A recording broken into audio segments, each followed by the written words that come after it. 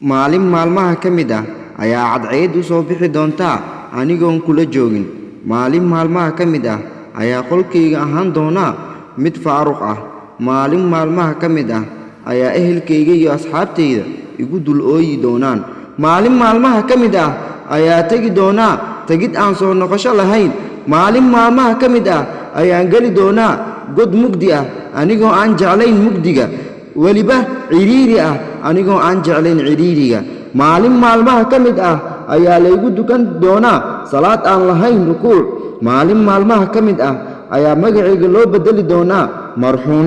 maalin maalmaha ka mid ah ayaa u baahan doonaa inaad iska kay cafisid, balse aan awoodin inaad cafis ku weydiisto. inta aanan imaan maalintaasi fadlan iska kay cafi haddii aan xumaan kuu geystay, kaa oohiyey, kuu gafay, ku dulmiyey ama ku hantay. waxaan ahay qof kula mid ah, ibni aadamku wuu qaldamaa. waxa kaliya aan kaa baryahay maanta waxay tahay inaad iska kay cafisi maalinteedan timaado anigoo faraxsan. ilaahay waxaanu weydiisanayaa inuu inoo dembi dhaafo wax weliba aan geysani.